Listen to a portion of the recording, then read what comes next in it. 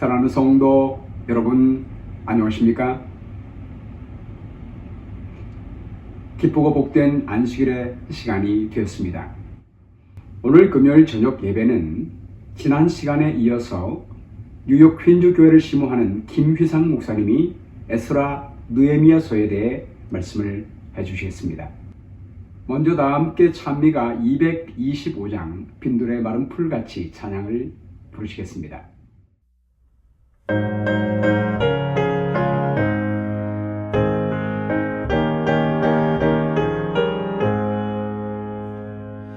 빈들의 마른 풀같이 시들은 나의 심령, 주님의 허락한 성령 간절히 바랍니다. 가물음이 마른 땅에 단비를 내리시되 성령의 단비를 부어 새 생명 주옵소서.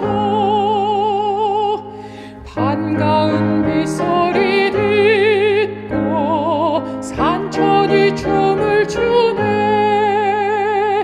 봄비로 내리는 성령 내게도 주옵소서. 가물음이 마른 땅에 단비를 내리시되 성령의 단비를 부어 새 생명 주옵소서. 절 따라 우러를 내려 조목이 무성하듯 갈급한 내 심령 위에 성령을 부으소서. 가물음이 마른 땅에 단비를 내리시되 성령의 단비를 부어 새 생명 주옵소서. 참되신 사랑의 언약 어길 수 있으리요. 주께서 흡족한 은혜 주실 줄 믿습니다. 가물음이 마른 땅에 단비를 내리시되 성령의 단비를 부어 새 생명 주옵소서. 우리 다 함께 기도하시겠습니다. 사랑과 은혜가 충만하신 아버지, 오늘 시간에 김휘상 목사님을 통해서 하나님의 거룩한 말씀을 선포할 때 하나님의 성령의 감동이 함께 해주시고 말씀에 나타난 예수님의 사랑을 발견하고 주의 형상으로 변화되어지는 귀한 시간 될 수 있도록 인도해 주시게 되었기를 간절히 바라오며 예수 그리스도의 귀하신 이름으로 기도합니다. 아멘. 성도 여러분들, 하나님의 말씀 에스라 느헤미야서를 함께 살펴보는 사경회입니다. 오늘은 두 번째 시간입니다. 오늘 제목을 가도 황토길이라고 했습니다. 하나원 시인의 시 전라도 길에서 따온 제목입니다. 오늘 말씀의 주제에 이 말이 어울린다고 생각해서 차용한 것입니다. 가도 황토길이라, 험하고 어려운 길이 끊임없이 계속된다고 하는 의미입니다. 그래서 오늘의 키워드도 지난입니다. 지난. 일이 빨리 진행이 안 되고 어려움이 계속되는 것을 가리키는 말입니다. 바로 에스라가 당면했던 중건 사업처럼 그 어려운 길을 말하는 것입니다. 에스라가 바벨론에서 돌아와서 씨름했던 문제는 크게 두 가지로 볼 수 있습니다. 하나는 내적인 문제였는데 기성 귀환자들의 영적 도덕적인 타락이었습니다. 또 하나는 외적인 문제였는데 중건 사업을 조직적으로 회방하는 세력들의 정치적인 움직임이었습니다. 오늘 우리는 이 두 가지 사안을 간략하게 살펴보되 특별히 에스라 4장부터 7장까지에 나오는 두 번째 문제를 중점적으로 생각해 보려고 합니다. 에스라서에 보면 두 번의 귀환이 기록되어 있습니다. 첫 번째는 기원전 538년에 내렸던 1차 귀환령으로 인해서 귀환한 첫 번째 귀환과 그리고 80여 년이 지난 기원전 457년에 에스라와 함께 귀환한 두 번째 귀환이 그것입니다. 그들의 귀환은 정말 어떤 분위기였을까요? 포로 생활을 끝내고 70년 만에 고국에 돌아가는 그들이 얼마나 기뻤고 정말 각오가 남달랐겠습니까? 이 다윗과 솔로몬 시대의 영광을 재건해 보겠다고 하는 큰 비전을 가지고 바벨론에서부터 예루살렘으로 돌아오는 장장 5개월간의 대장정이 비록 고생스러운 행군이긴 했겠지만 아마도 그들에겐 꽃길과 같았을 것이라고 생각이 됩니다. 우리나라도 이런 분위기를 맛본 때가 있었죠.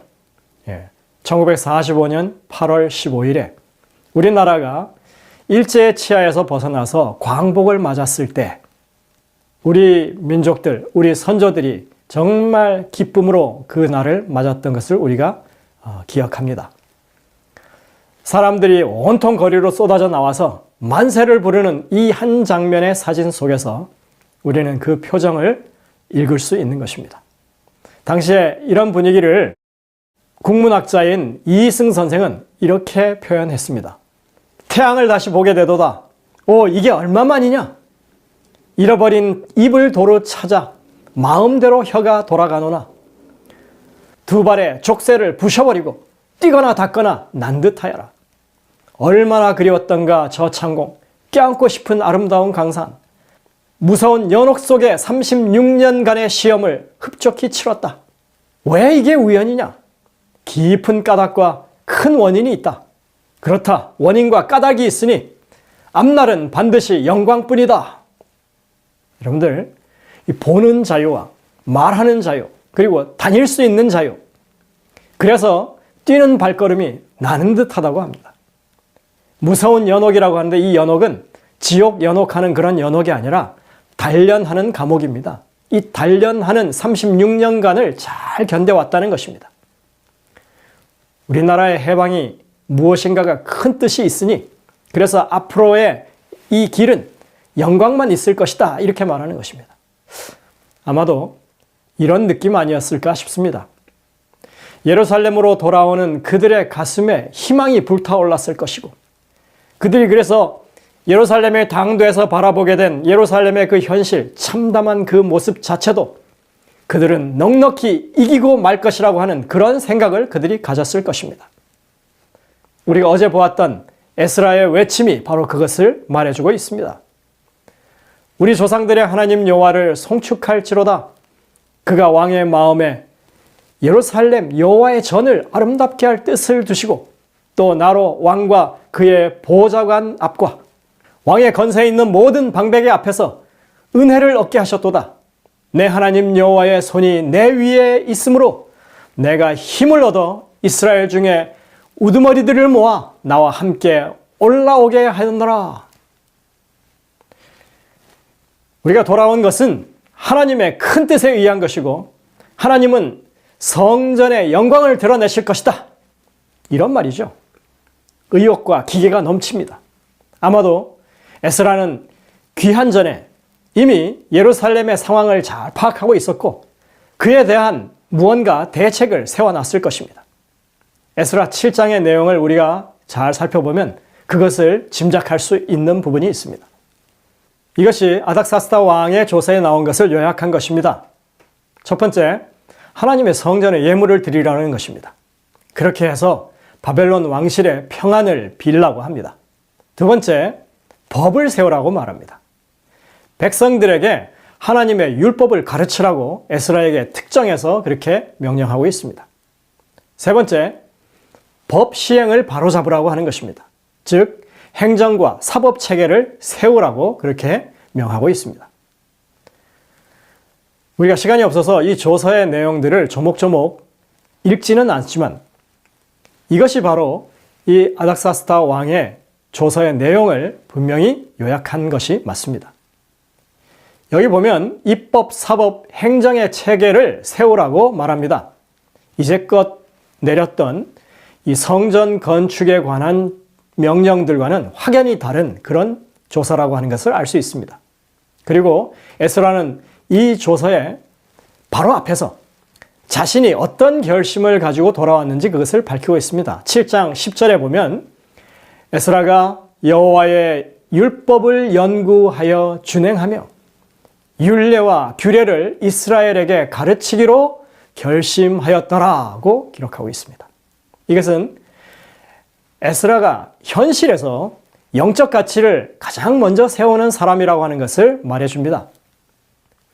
사실 그의 이런 의지가 조서에 반영되고 있다고 하는 것도 우리가 살펴볼 수 있습니다. 엘렌 화이트는 그런 개연성을 우리에게 말해줍니다. 에스라는 그가 이스라엘 중에서 현명한 교사가 될 수 있도록 하나님께 열렬히 간구했다. 후년에 그의 교훈을 갈망하는 청년들에게 뿐 아니라 그와 더불어 교제하는 다른 모든 사람들에게 본을 받을 만한 감화를 끼쳤다.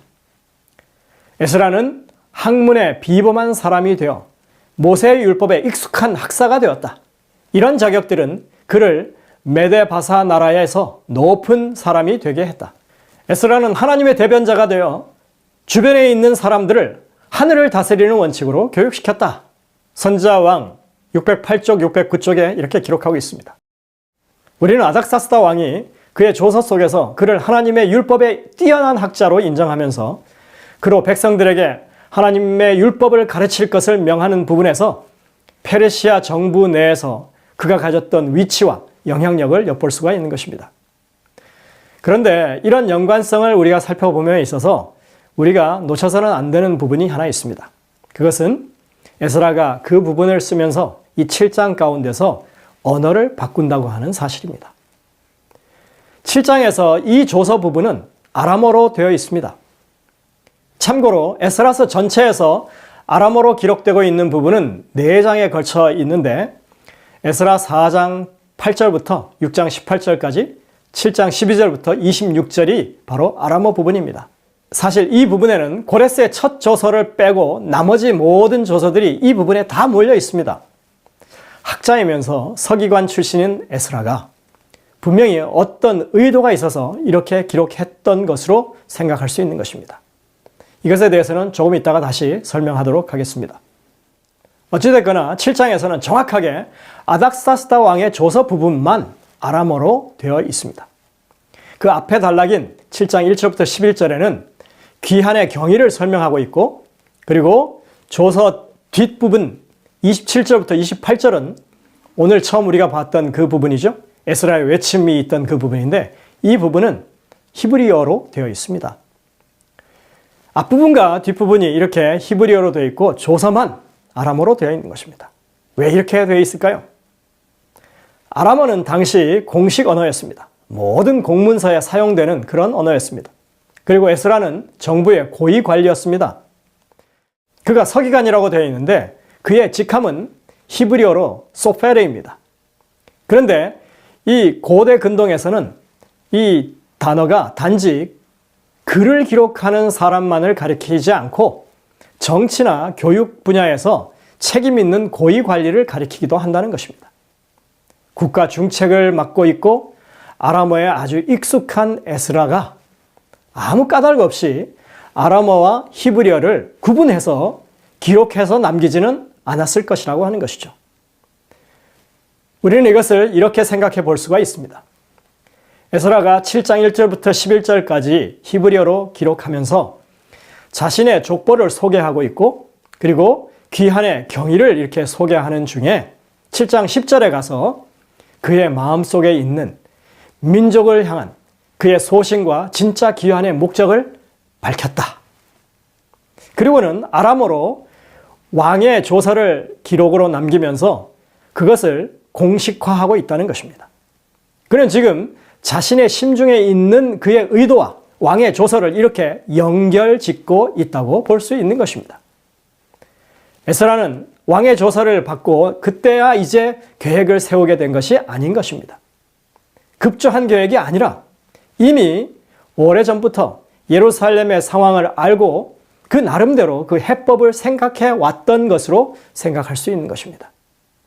그는 지금이 자기 백성들에게 정말 하나님의 율법을 가르쳐야 할 절호의 시기이고 제도적인 개혁을 이루어야 할 때라고 결론을 내렸다고 보여집니다.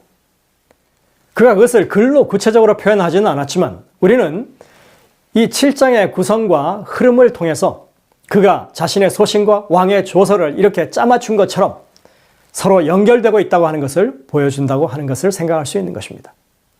그러나 에스라가 생각했던 것과는 그가 마주했던 현실은 너무나 달랐습니다. 그의 예상을 훨씬 뛰어넘는 그런 심각성이 있었습니다. 그는 도착하자마자 지체하지 않고 실태 조사에 들어갑니다. 이제 그 백성의 민낯이 적나라하게 드러나는 그런 순간이 다가온 것입니다. 우리가 보면 8장은 귀한 자들의 명단이 기록되어 있어서 이것을 7장의 귀한 사건에 포함시켜서 그렇게 생각할 수 있고 이어지는 9장에서 그의 일이 시작되고 있는데 조사의 결과가 거기에 기록되어 있습니다. 한번 보시겠습니다.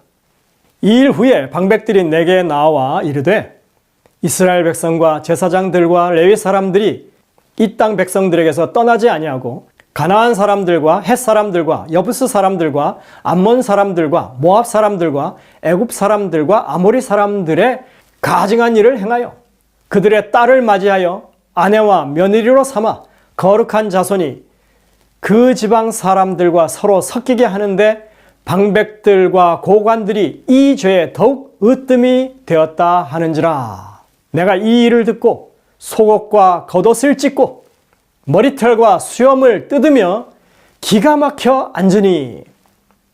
에스라 9장 1절부터 3절에 여러분들 결과가 너무나 참담하죠. 피고소인들은 다름 아닌 1차 귀환 때 돌아온 그 후손들이었습니다. 그들의 영적 도덕적 타락이 심각한 것입니다. 여러분들 1차 귀환과 2차 귀환은 약 80년이 조금 넘는 그런 시간 차이가 있습니다. 한참 먼 옛날이죠. 아마 할아버지나 증조할아버지 세대였던 것으로 보입니다. 처음 귀환한 그 조상들이 어떤 사람들이었습니까? 원래 문제가 많던 사람들이었습니까? 아닙니다. 그들은 정말이지 훌륭한 믿음의 선조들이었습니다. 70년의 포로 생활 청산하고 다윗과 솔로몬 시대의 영광을 되찾겠다고 그동안 그렇게 기반을 닦고 살았던 바벨론 땅을 과감히 떠나서 그렇게 고향을 찾아온 믿음의 식구들이었습니다. 5만 명이나 넘는 민족의 대이동, 정말 그것은 제2의 출애굽이라 할 만했습니다. 그들의 각오와 기대라고 하는 것은 아마도 에스라가 가졌던 것보다 더 컸을지 모릅니다. 덜하지는 않았을 것입니다. 정말 그들이야말로 이스라엘의 회복의 선두주자요 대표 선수들이었습니다.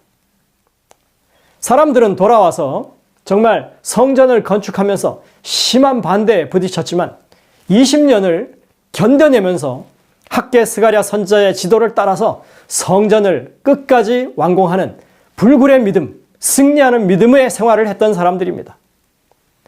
그런데 그렇게 훌륭하게 중건 사업의 성과를 냈던 그런 조상을 두고 있었지만 그로부터 60여 년이 지난 지금 그 후손들의 모습은 오히려 지도자들이 주축이 되어서 영적 도덕적 타락의 바닥을 지금 치고 있는 그런 상황인 것입니다. 이들은 우상 숭배에 빠져 있었습니다.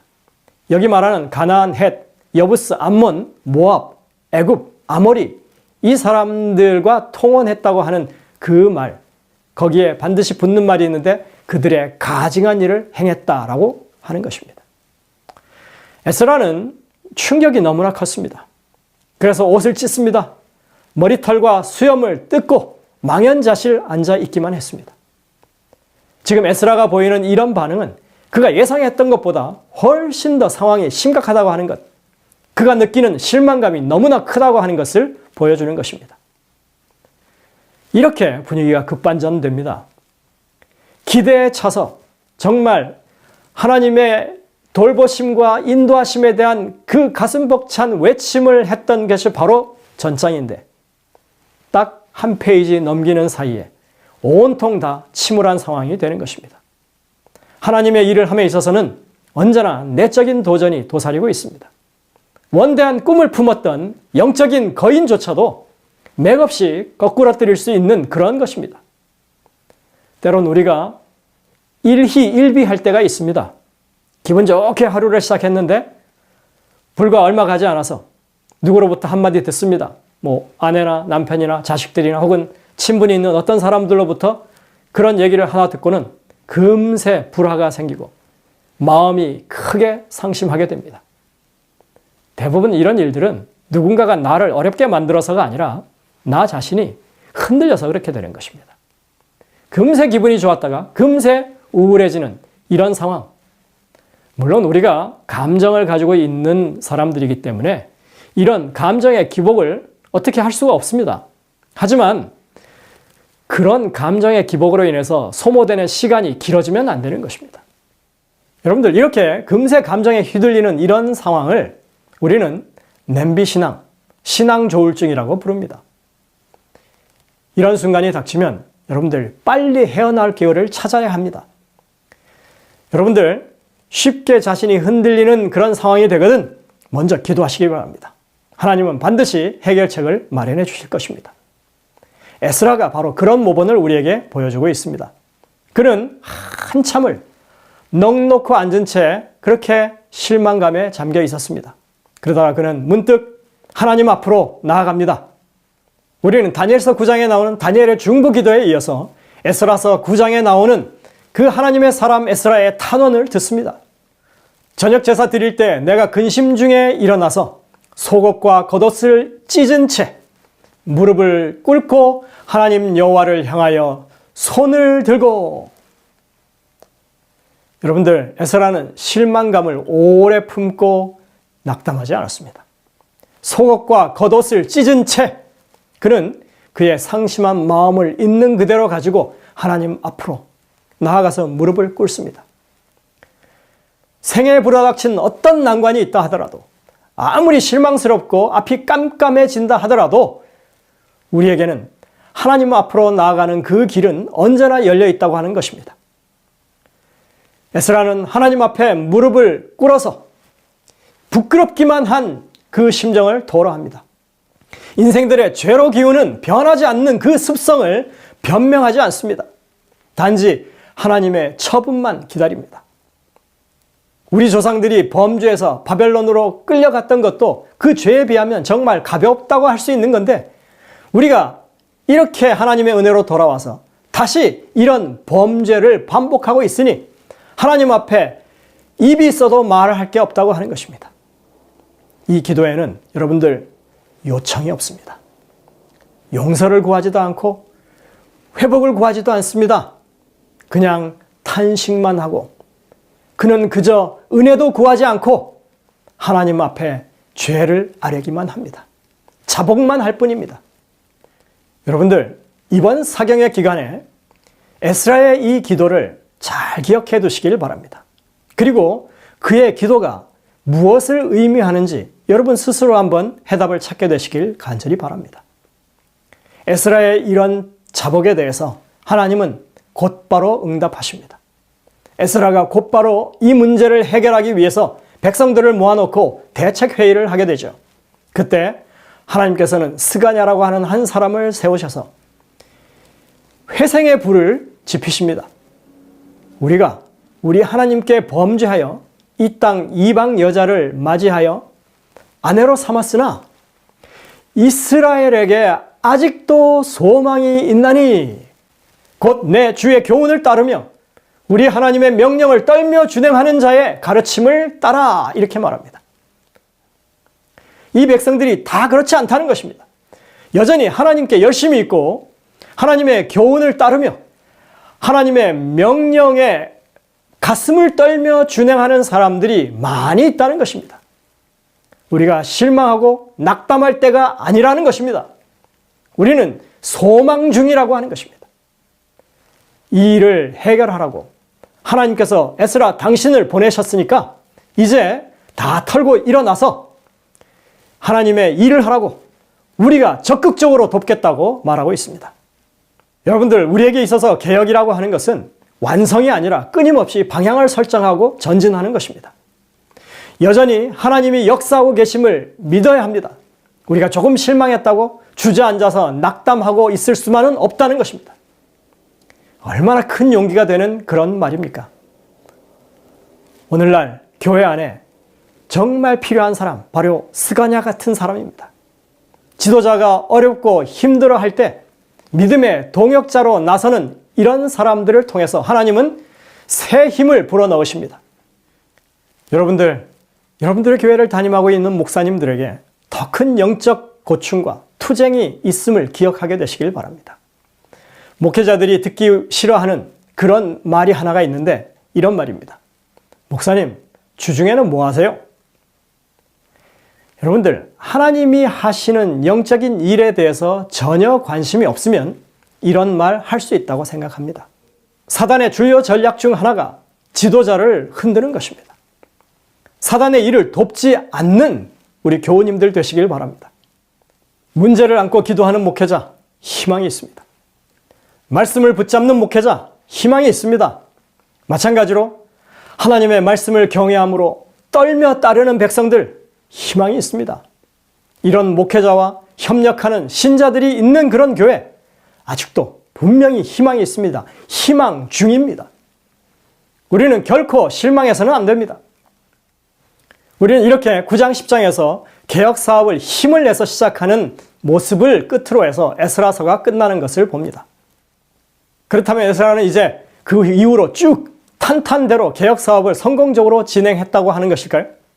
아닙니다. 우리가 오늘 제대로 살펴볼 문제가 바로 그것에 있습니다. 에스라는 그의 13년간의 사역의 마지막 부분에 정말 이루 말할 수 없는 큰 어려움을 겪게 됩니다. 아니, 에스라서가 10장으로 끝났다는데 무슨 이야기가 더 있습니까? 아니요. 분명히 그 이후의 이야기가 분명히 있습니다. 그는 그 이야기를 에스라서 안에다가 숨겨두었습니다. 제가 처음에 얘기했던 에스라가 당면했던 두 가지 문제라고 하는 것은 사실 중건에 관한 문제입니다. 첫 번째, 내부의 문제는 영적 회복에 관한 그런 문제입니다. 그리고 지금부터 우리가 다루게 될 두 번째 문제는 외부의 적들로부터 발생하는 건축에 관한 문제입니다. 결국 이 두 가지 모두가 다 에스라가 겪는 중건 사역에 관한 문제라고 하는 것을 우리가 알 수 있습니다. 우리는 지난 시간에 4번에 걸친 예루살렘 재건에 관한 조서들을 간단하게 살펴봤습니다. 모두 다 재건을 승인하는 조서들이었죠. 그러나 그 사건들에는 언제나 반작용이 뒤따랐습니다.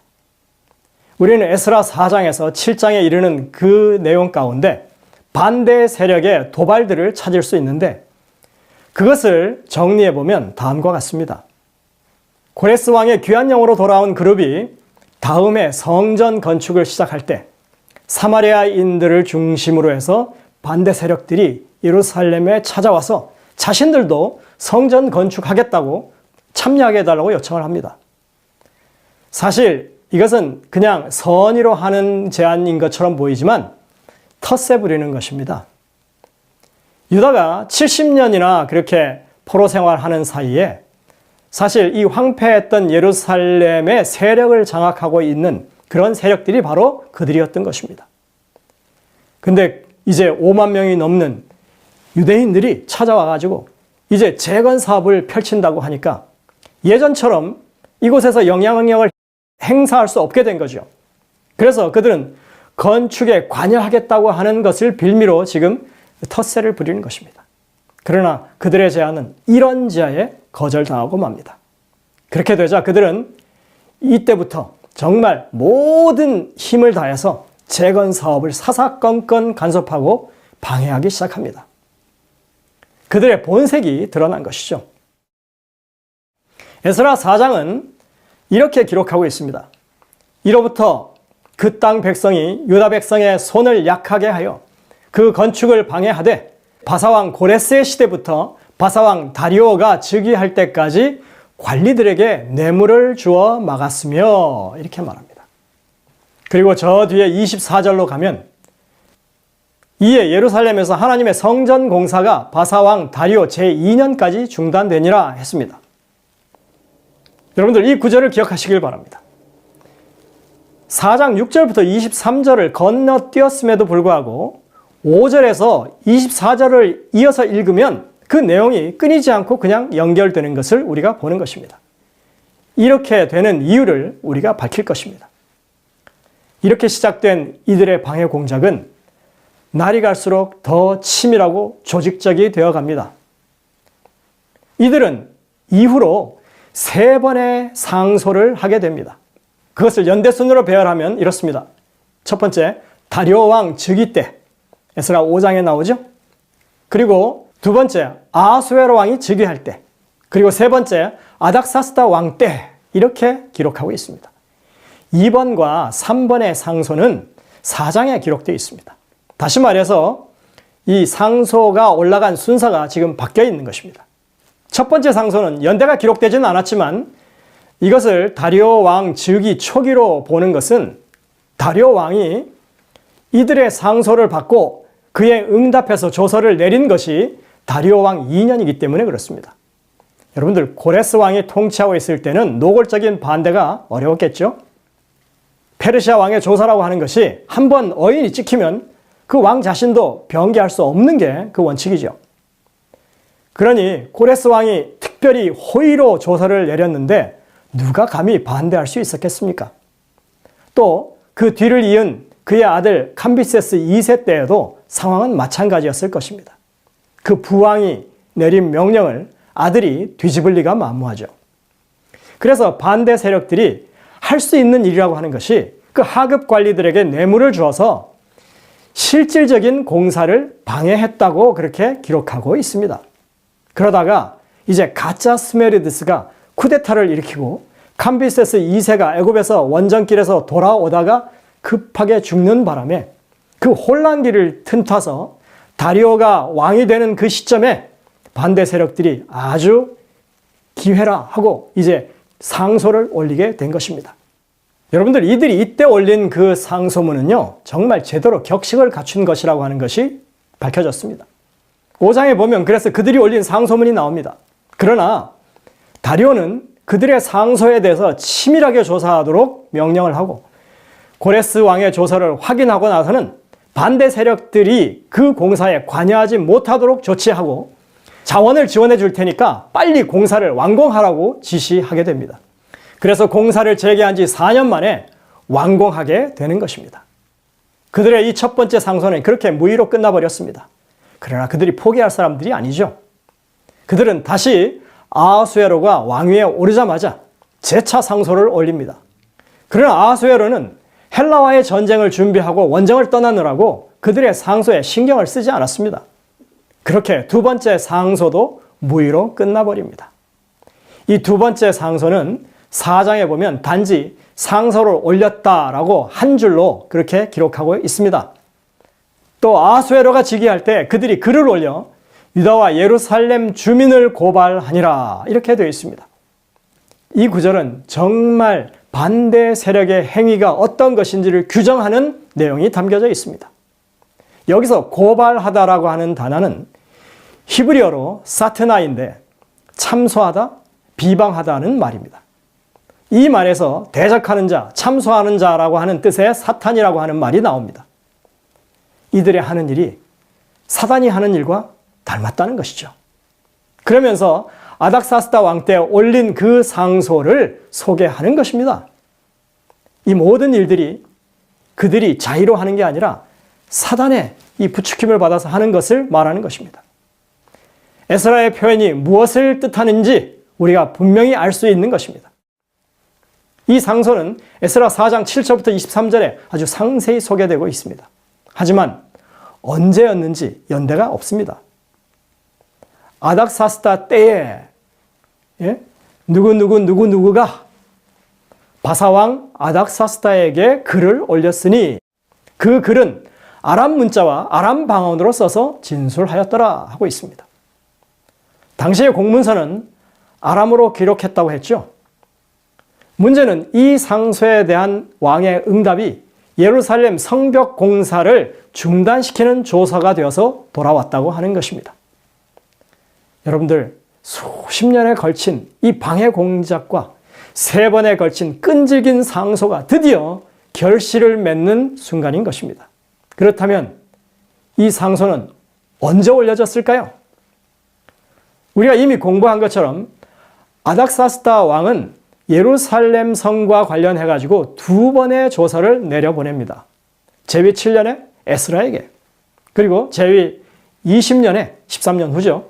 느헤미야에게 조서를 줘서 보냅니다. 그런데 지금 이 4장에는 또 한 번의 추가된 조서가, 그것도 상반된 내용의 조서가 되어 있다고 하는 것입니다. 승인하는 조서가 아니라 뭐 하는 조서예요? 반대하고 그것을 중지시키는 조서라고 하는 것입니다. 여러분들, 한 왕이 같은 사안을 두고 서로 상반된 내용의 조서를 이렇게 3차례씩이나 내렸다고 하는 것은 좀처럼 이해가 되지 않는 부분입니다. 많은 사람들이 참 받아들이기 힘들어하죠. 예전에는 그래서 이 성경 연구자들이 이런 일은 결코 있을 수 없다고 생각을 했습니다. 그래서 그것은 4장의 아닥사스다 왕이 다른 사람일 것이라고 그렇게 생각을 하게 됩니다. 사실 4장에 나오는 왕의 이름들을 차례대로 적어보면 고레스, 아하수에로, 아닥사스다, 그리고 다리오로 이렇게 이어집니다. 근데 실제로 역사에 나오는 계보는 고레스에 이어서 캄비세스 2세고, 그 다음에 가짜 스메리디스가 쿠데타를 일으키고, 그 다음에 다리오로 이어지는 그런 순서가 역사적인 순서입니다. 그리고 그 뒤를 잇는 왕들이 바로 아하수에로와 아닥사스다인 것입니다. 그래서 사람들은 이 문제를 해결하기 위해서 아하수에로를 캄비세스 2세라고 생각하고 아닥사스다를 거짓 스메리디스라고 그렇게 말했습니다. 왜냐하면 고대 왕들은 별칭을 사용하기도 했으니까 말입니다. 그런데 여러분들, 문제는 뭐냐면 캄비세스 2세를 아하수에로로 부른 적이 없고 거짓 스메리디스를 한 번도 아닥사스다로 부른 적이 없다고 하는 것입니다. 그것을 입증할 만한 어떤 자료도 존재하지 않습니다. 그래서 오늘날에는 더 이상 이런 주장을 받아들이지 않습니다. 여러분들 생각해 보십시오. 서기관 출신이고 학자인 에스라가 왕들의 이름을 몰라서 틀리게 기록했을 리가 있겠습니까? 요즘에는 4장에 나오는 이 기록이 연대순에 따라 기록된 것이 아니라 이 주제를 따라 기록했다고 그렇게 봅니다. 에스라가 의도적으로 반대 세력의 활동들과 이 재건의 역사를 이 부분에 모아서 그렇게 기록했다고 하는 것이죠. 아람어로 된 이 부분에 상소와 그리고 왕의 조서들이 다 모여 있습니다. 에스라는 이렇게 주고받은 공문서들을 인용함으로써 이 투쟁이라고 하는 것이 확실한 역사적인 사실이고 공식 기록에 근거한 그런 것이라고 하는 것을 보여주려 했던 것 같습니다. 그렇다면 4장에 이 아닥사스다 왕이 내린 그 조서는 분명 에스라 7장의 조서와 느헤미야 2장의 조서 사이에 어느 시점에 있던 것으로 생각할 수 있다고 하는 것입니다. 그 이유는 아닥사스다 왕 7년에 에스라가 내려와서 재건 사업을 추진했고, 그가 아무 문제 없이 그 재건 사업을 계속 추진하고 있었다면 13년 후에 느헤미야가 새로운 조서를 받아와서 동일한 사역을 지속할 필요가 없었다고 하는 것입니다. 두 번째로는 느헤미야가 돌아오기 직전에 예루살렘은 성문이 불타고 성벽이 허물어졌다고 하는 상황이 보고되고 있다고 하는데, 4장에 보면은 아닥사스다 왕이 내린 조서를 받고 그 반대편들이 쳐들어와서 권력으로 억제하고 그 공사를 그치게 했다고 기록하고 있다고 하는 것입니다. 여기서 권력으로 억제하다고 하는 그 말은 문자적으로 하면 군대를 동원해서 무력으로 진압했다고 하는 뜻입니다. 이것은 두 사건이 서로 인과관계에 있음을 보여주는 것입니다. 그러니까 정리하자면 에스라가 재건 사업을 잘 펼치고 있었는데 어떤 예기치 않은 일로 말미암아 반대 세력들이 상소를 올렸고, 그 결과 4장의 조서가 내려서 반대 세력들이 쳐들어와서 성문을 불태우고 성벽을 허물었죠. 그래서 그 소식을 전해 들은 느헤미야가 근심에 차서 정말 하나님 앞에 간절히 구한 다음에 왕 앞에 청원해서 이제 재건을 허락받고 돌아오게 된다고 하는 것이 바로 이 조서들의 경위인 것입니다. 아닥사스다 왕은 이랬다 저랬다 정말 변덕스러운 왕이었던 것 같습니다. 우리는 그의 부왕이었던 아수에로도 그런 비슷한 일을 했던 것을 잘 알고 있습니다. 하만이 이스라엘 백성들을 죽이려고 왕으로부터 조서를 받아서 어인을 찍었죠. 하지만 그 명령을 취소할 수가 없기 때문에 그래서 왕이 다시 조서를 내려서 유대인들을 죽이려고 하는 그날에 유대인들이 맞서서 싸울 수 있도록 그렇게 조서를 내렸던 것을 볼 수 있습니다.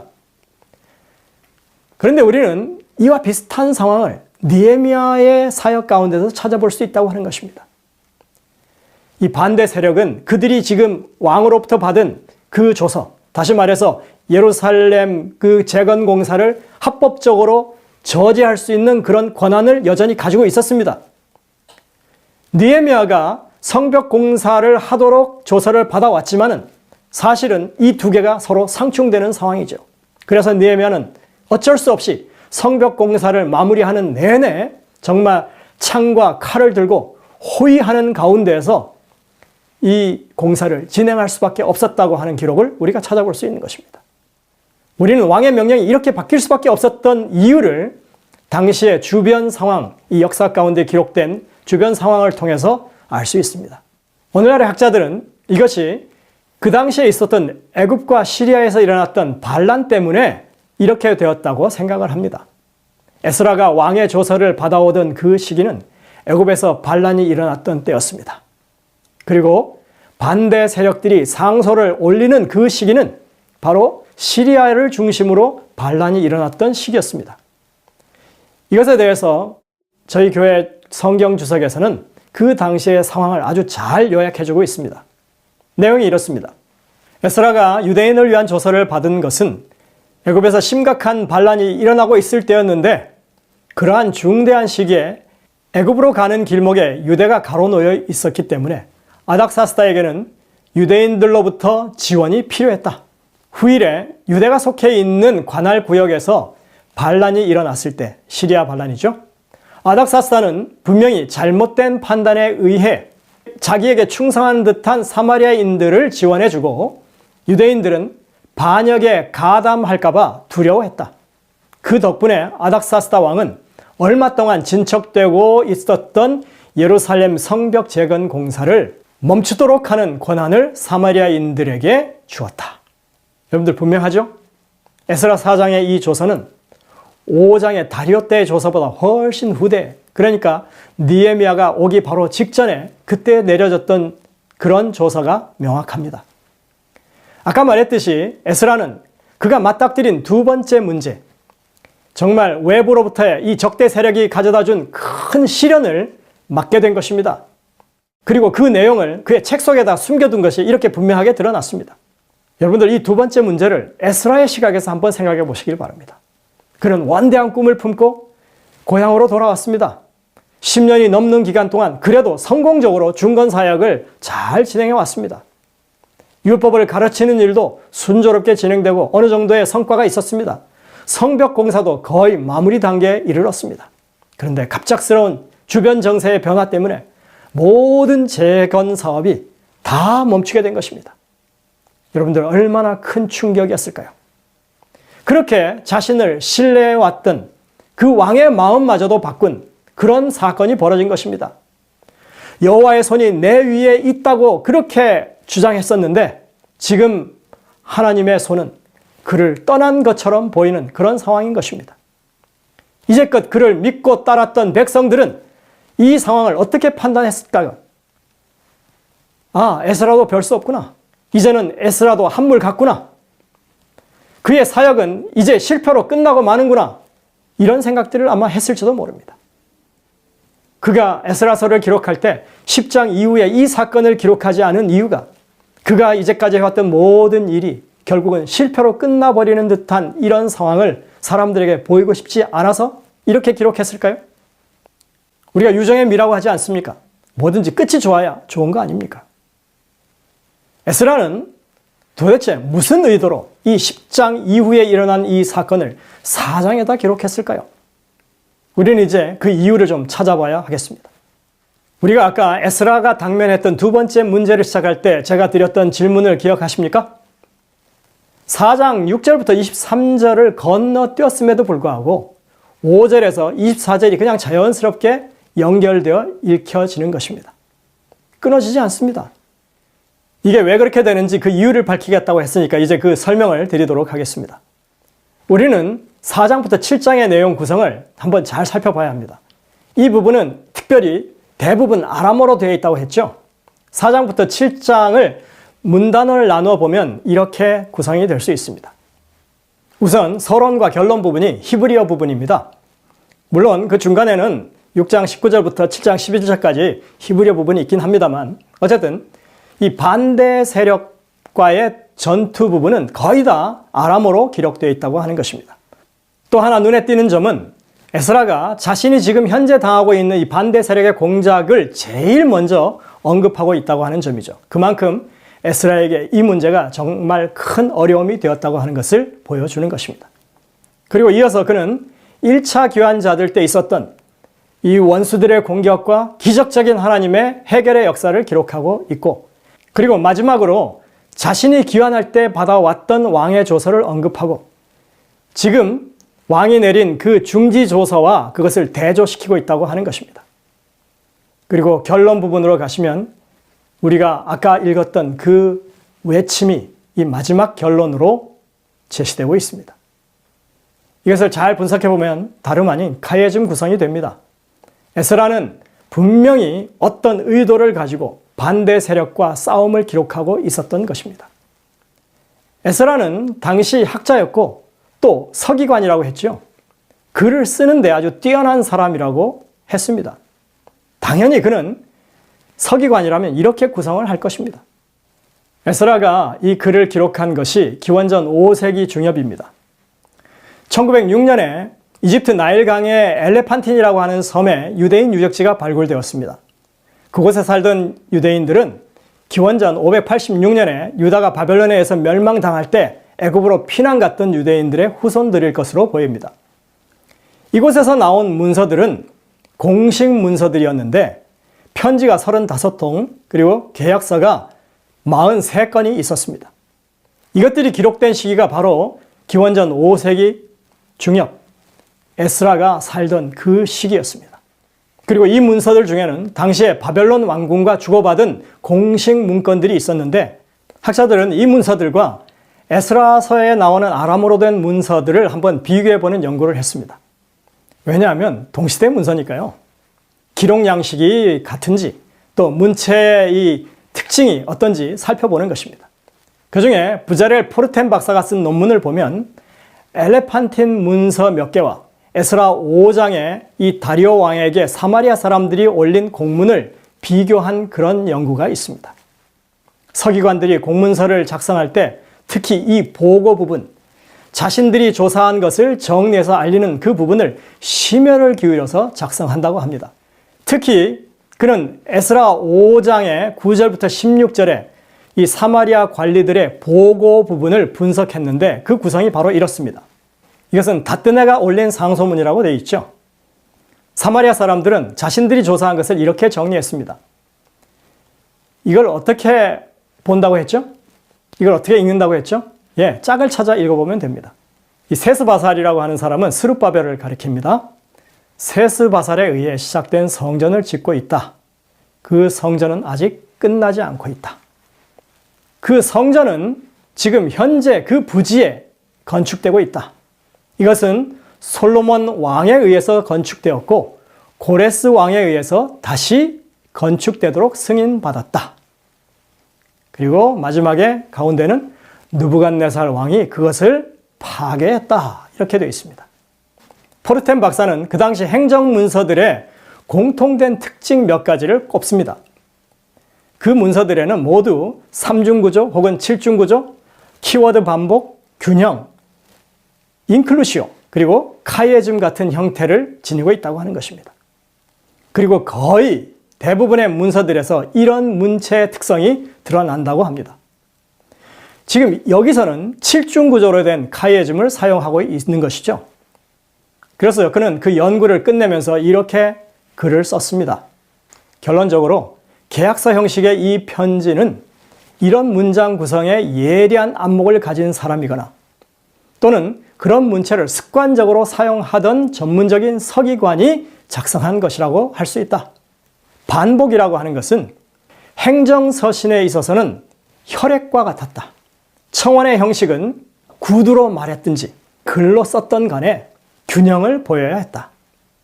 이런 문단 또는 절로 구성된 세부 보고서는 주로 7중 구조 형식을 취하기도 했다. 하나의 글 단위를 문단 안에서 반복하는 가장 일반적인 형식은 카이에즘이었다. 이렇게 기록하고 있습니다. 자, 이쯤 되면 서기관인 에스라가 이 자신의 기록을 남기는 데 있어서 이런 카이에즘 구성을 한다고 하는 것이 전혀 어색하지 않은 것입니다. 너무나 자연스러운 일이라고 오히려 할 수 있는 것입니다.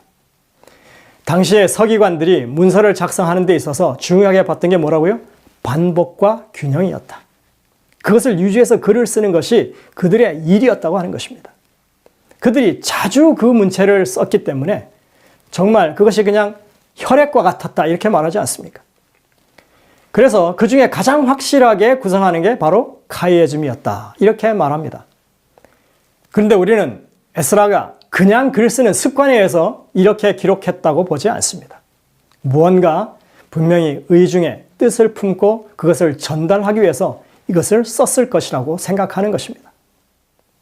아까도 말씀드렸지만 이것은 글로 표현하지는 않아도 구성 자체가 이 글의 구성의 몸짓으로 그것을 말하고 있는 것입니다. 에스라는 지금 자신이 당면하고 있는 이 큰 문제, 그렇게 믿었던 아닥사스다 왕이 중지조서를 내려가지고 지금 모든 재건 사업이 중단되어 있는 이 갑갑한 상황 가운데 그가 지금 이 재건의 역사 그리고 투쟁의 역사를 바라보고 있는 것입니다. 그리고 그는 그 상황을 10여 년 전에 자신이 왕의 총애를 받아서 그렇게 조서를 받아 돌아와서 재건 사업을 시작했던 그 상황과 대조시키고 있습니다. 그리고 그는 시선을 돌려서 이전에 있었던 비슷한 사건, 동일한 그 투쟁의 사건을 바라봅니다. 바로 다리오 왕 초기에 그들이 반대 상소를 올렸고 결국 그 사건에 대해서 하나님께서 기적적인 방법으로 해결해 주심으로써 그 모든 상황이 정리되고 결국은 성전 건축 사업이 완공되었던 그 사건을 그가 생각하는 것입니다. 이렇게 에스라는 현재의 대립구도를 예전의 대립구도와 비교하고 있습니다. 그때도 비슷했다는 것입니다. 지금은 실패하고 지금은 패배한 것 같지만 우리가 지금 낙담하고 앉아있을 때가 아니라는 것입니다. 하나님께서 그때에도 분명히 원수들의 계략을 꺾으셨고 분명히 하나님께서 당신이 원하시고 이루고자 하신 일을 그렇게 분명하게 해결해 주셨는데 우리가 지금 바라봐야 할 것은 하나님께서 앞으로 어떤 역사를 이룰 것인지를 바라봐야 한다고 지금 에스라는 강력하게 말하고 있는 것입니다. 그 메시지가 함축되어 있는 것이 바로 이 구성인 것입니다. 그리고 바로 그 결론 부분에 가서 우리는 이 조상들의 하나님 여호와를 송축할지로다 하는 그 외침이 다시 울려 퍼질 것을 그가 간절히 소망하고 있다고 하는 것을 보게 됩니다.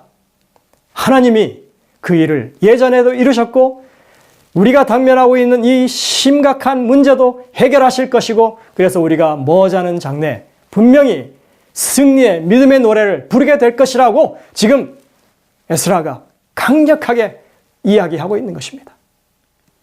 백성들이여 하나님을 신뢰하시오. 하나님의 손이 우리와 함께 하십니다.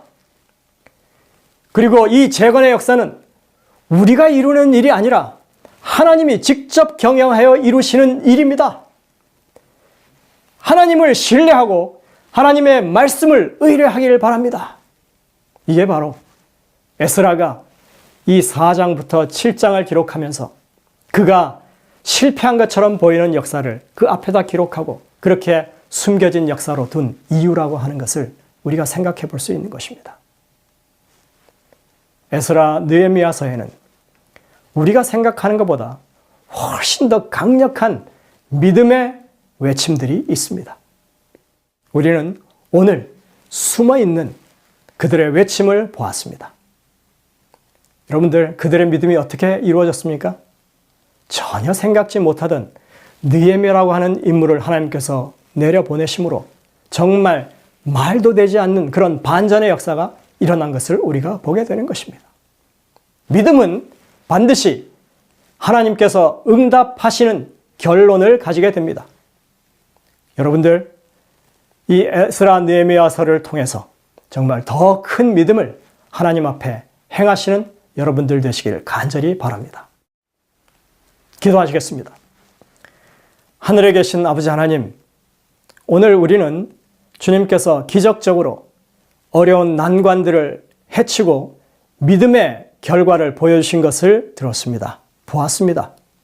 주님, 우리가 하나님의 백성으로서 이 땅의 남은 자손들로서 하나님께서 재건하라고 하신 새하늘 예루살렘을 향하여 우리가 펼치고 있는 이 재건 사업에 결코 절망하지 않고 실망하지 않고 낙담하지 않는 그런 믿음을 우리 마음 가운데 가질 수 있도록 도와주시고, 하나님께서 어떠한 어려움 가운데서도 우리와 함께 하시고 주의 손이 우리 위에 계시다고 하는 사실을 굳건하게 믿는 주의 백성들이 될 수 있도록 인도하여 주옵기를 예수님의 이름으로 간절히 기도드립니다. 아멘.